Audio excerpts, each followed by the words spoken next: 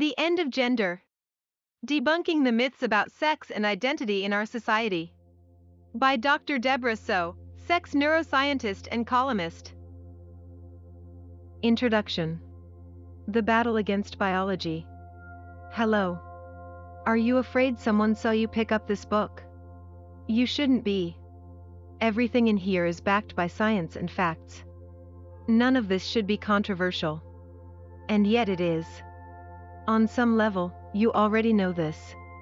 There is a price for telling the truth about gender, especially in today's day and age. I've paid it. Maybe you have too. Or maybe you are in the early stages of contemplating doing the same. Once you've opened your mouth and the words have come out, you can never go back. But you won't want to. At first, I didn't think it was going to be this bad. I was so sure the current political climate, including the accompanying science denial, policy changes, mob mentality, shaming, and allegations of hate speech, would only be a temporary thing. The pendulum could only swing so far in one direction for so long. Certainly it would be swinging back. And so, I waited. I'm still waiting. Instead, this false and unscientific way of thinking continues to spread beyond the silo of academia and education, permeating the mainstream press, medicine, scientific organizations, entertainment, social media, law, and tech. There are no signs of turning back.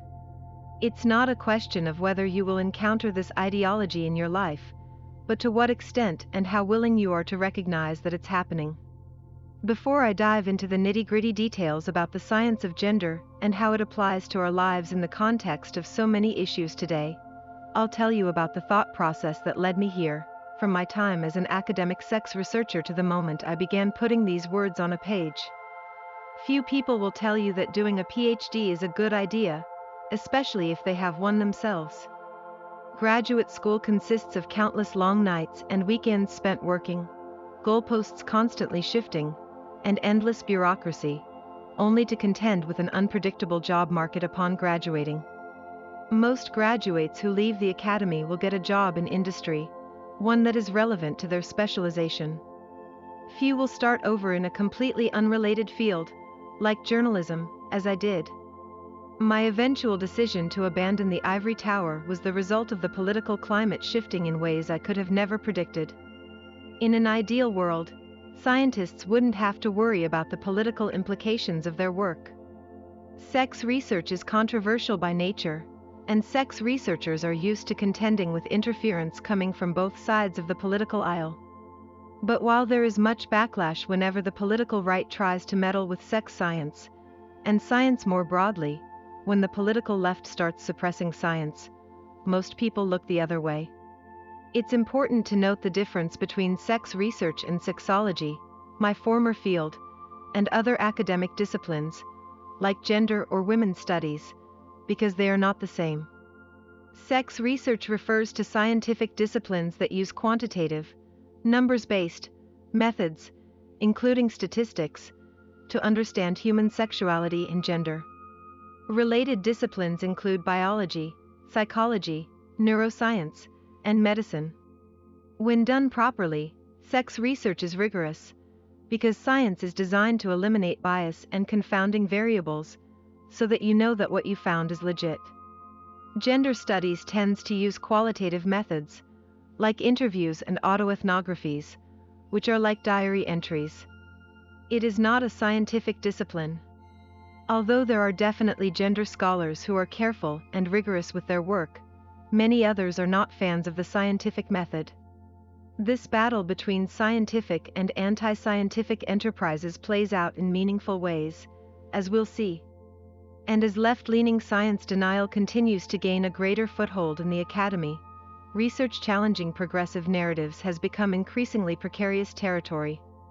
It isn't as though scientists are intentionally publishing controversial research findings with the desire to upset and offend people.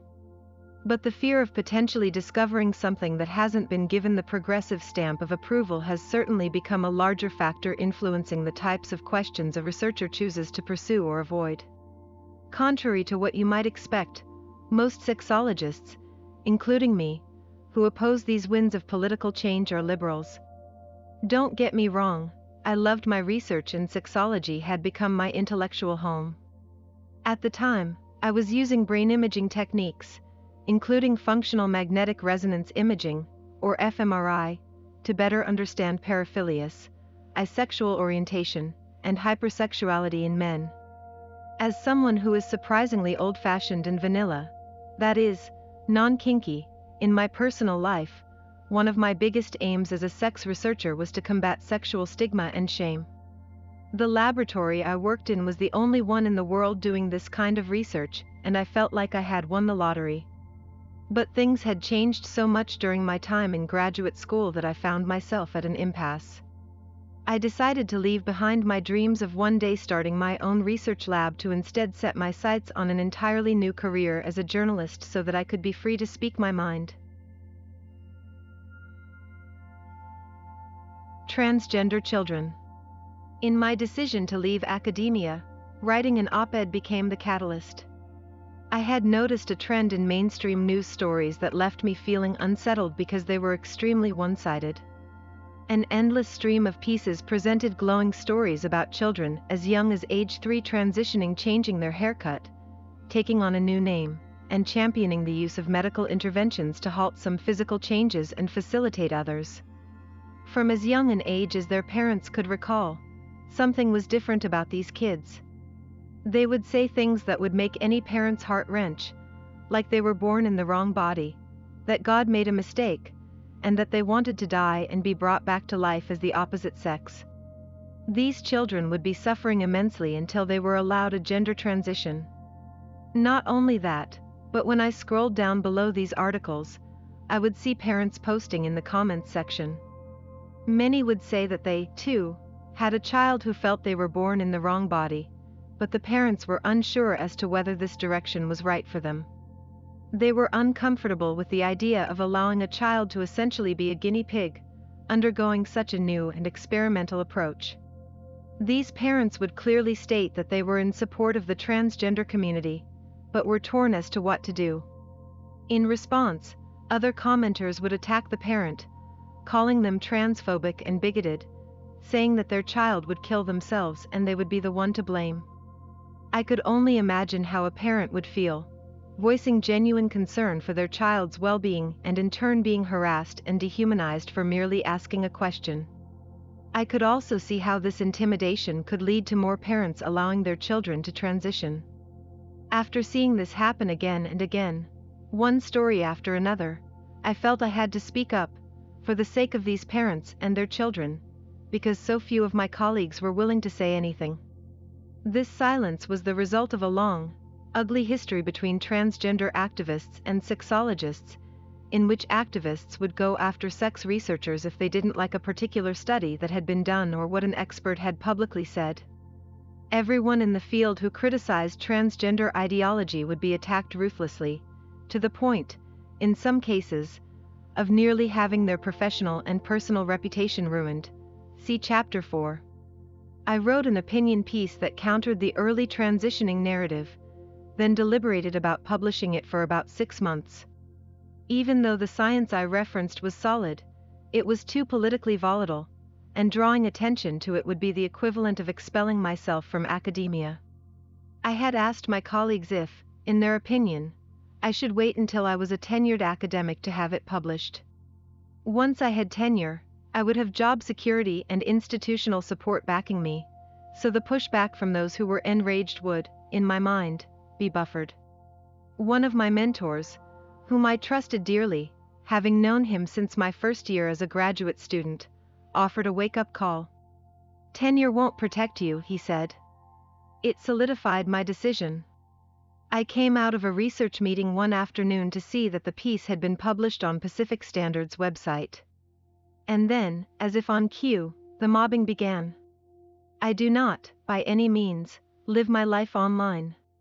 I like being in the real world, talking to people in real life. A good day, in my books, is one in which I don't have to touch my phone. When the mobbing for this particular piece started, I hadn't yet acclimatized to the culture of these platforms or how to properly game a response. All I knew is that I had taken aim at a sacred cow and people were very, very angry. A wise person once said you should never read the comments, but I always do, not because I'm a masochist, but for the rare occasion that I learn something. Usually, responses are off topic, ranging from predictably confrontational, like the person who called me a Nazi C*NT, to whimsically creative, she looks like a ladyboy in a bad wig. Still, occasionally I will uncover something of value that changes the way I think or gives me perspective. Over the years, I've also done a good deal of digging into arguments against mine, because I figure it's not possible to know whether you're right without understanding the other side. In the internet age, activists and allies are not content at seeking justice. They seek to punish heretical thought. They want your head on a stick, for you to die in a fire, or preferably, both. If you've never been mobbed on social media, this is what it feels like. 1 or 2 notifications will trickle in at a hostility level of 10 out of 10. For me, they consisted of parents accusing me of being pro-conversion therapy and wanting their trans kids to kill themselves. For a minute, you'll think, people seem pretty mad. But maybe they'll get over it. Then, you'll be flooded. You won't be able to refresh your notifications fast enough. For some reason, every time I refreshed the page, I foolishly thought, surely someone will say something nice in between people telling me I should be hanged. A few brave souls did try calling for a gentler approach. They were immediately pounced on and drowned out by the mob. Some of my defenders went so far as to offer contrition, thanking their mobbers for educating them and apologizing for defending a transphobe. Once you've survived your first mobbing, every subsequent one is a breeze. In my case, knowing that the backlash was coming was a blessing. I can't imagine what it would feel like to cross trans activists without realizing what you had done. A friend of mine was similarly mobbed several years later for stating on social media that only women could get pregnant. After sustaining several days of online persecution, he told me, slightly shaken, "I'm never tweeting about trans issues again." It may sound like I was alone amid the mess of that mobbing, but I wasn't. Much to my shock, conservative media had come to my defense. Much like radical feminists and fundamentalist Christians joining hands over the transgender bathroom debate, another alliance I could have never anticipated. See Chapter 6. The unforeseen shift in the zeitgeist has led me, a sex-positive, non-traditionalist, gay rights supporter who once made a living studying kinky sex and sex toys, to be considered, by those who negated what I had to say, as right-leaning and Republican. I found it quite funny when David French, whom I respect a lot, wrote positively about my opinion piece for National Review, noting that I was certainly no cultural conservative, while linking to an article I had written about furries, a subculture of people who identify as anthropomorphic animals. A year later, I began writing my first regular column as one of Playboy.com's resident sex scientists. A year after that, I graduated with my PhD in the neuroscience of sex. With everything I've witnessed since I left, I no longer question whether I made the right decision. Some people will be mad at me for writing this book. I don't care. I wrote it to answer your questions at a time when it's next to impossible to tell apart politically motivated ideas from scientific truth. Gender has transformed into a cult-like concept, and public knowledge has been overturned to reflect pleasantries that affirm the feelings and beliefs of particular groups. Scientific research is no longer about exploring new ground, but promoting ideas that make people happy. So many of you have asked me how to go about countering misinformation when you are debating colleagues, friends, and family members. What does the research say about a particular issue? How can you tell whether a scientific source is accurate and unbiased? Each chapter debunks a particular myth in the contemporary gender debate, going against much of what we are currently being fed from academic experts, educators, scientific publications, and the media. For example, I challenge the erroneous belief that sex and gender are socially constructed, that there is an infinite number of genders, that young children with gender dysphoria should be allowed to transition to the opposite sex, and that trans women are quintessentially no different from women who were born women. Other taboo truths include how transitioning is influenced by sexual orientation and, for some people, sexual arousal, how biological sex differences lead to differences in dating and sex, and that biology has a greater influence on gender than childrearing. I also discuss why academic freedom is so important, particularly within sexology and the biological sciences, at a time when academics are being treated as pariahs for simply doing their jobs. For each topic, I have presented a comprehensive summary of the available research literature, so you can draw your own conclusions and make up your own mind. My hope is that you will be inspired to become defenders of science in your own lives. Leaving academia after 11 years turned out to be one of the best decisions I ever made. It has afforded me a mental tranquility that I could not have had I stayed. I no longer have to choose between telling a lie or staying quiet. It is freedom that other scientists and academics are not afforded in the current climate. As a journalist, sometimes it feels as though you're screaming into a void. You forget that people actually read your writing. To every one of you who has shared your stories with me, whether it has been online or at speaking events or when you bump into me at the airport or on the street, I have taken all of it into account and am grateful for it. I know what it's like to feel alone, to be looking around the room in disbelief at everyone else who is nodding along at what's being said and asking yourself, am I the only one who feels like this? You aren't, and I'm here to tell you why. If you liked the introduction of this book, please support the author by buying her book and learning more about this topic. Please follow the link in the description for the full book on Amazon. Thank you for watching.